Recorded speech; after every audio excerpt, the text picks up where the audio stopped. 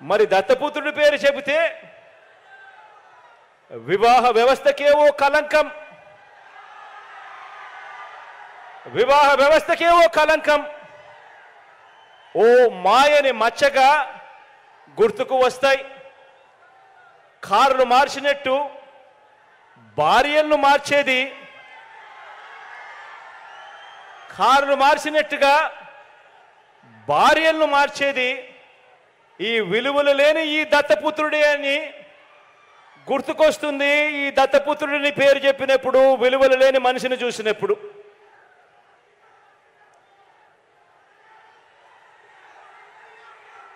వీరిద్దరూ కలిసి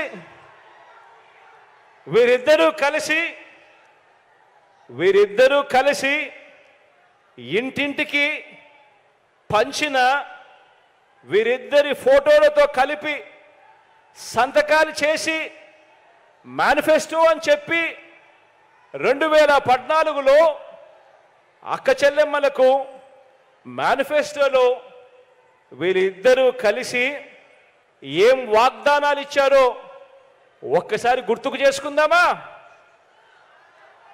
2014లో వీళ్ళిద్దరూ కలిసి మేనిఫెస్టోని రిలీజ్ చేసి సంతకాలు పెట్టి అక్క చెల్లెమ్మలకు విషయంలో వీరిద్దరూ వాళ్ళ 2014 మేనిఫెస్టోలో ఏం వాగ్దానాలు ఇచ్చారో ఒక్కసారి గుర్తుకు చేసుకుందాం.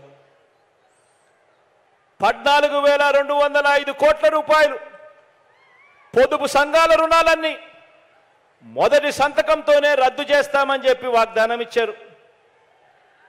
మొదటి సంతకంతోనే పొదుపు సంఘాల రుణాలు 14,205 కోట్ల రూపాయలు మొదటి సంతకంతోనే మాఫీ చేస్తామని, రద్దు చేస్తామని వాగ్దానం చేశారు. అక్క చెల్లెమ్మలు వాళ్ళు బ్యాంకుల్లో పెట్టిన బంగారం అంతా కూడా విడిపిస్తాము అని చెప్పి కూడా వాగ్దానం చేశారు. అప్పట్లో టీవీలో అడ్వర్టైజ్మెంట్లు కూడా మీకు గుర్తున్నాయా? ఒక అక్క చెల్లెమ్మను చూపించేవారు టీవీలలో. ఒక చెయ్యి వస్తుంది, ఆ తాలిబొట్టును అక్క చెల్లెమ్మ మెడలో ఉన్న తాలిబొట్టును లాగేస్తూ ఉంటుంది. వెంటనే ఇంకొక చెయ్యి వస్తుంది, ఆ చెయ్యిని పట్టుకుంటుంది. పట్టుకొని బాబు వస్తున్నాడు, బ్యాంకుల్లో పెట్టిన బంగారం విడిపిస్తాడు అని చెప్పి అడ్వర్టైజ్మెంట్లు. ప్రతి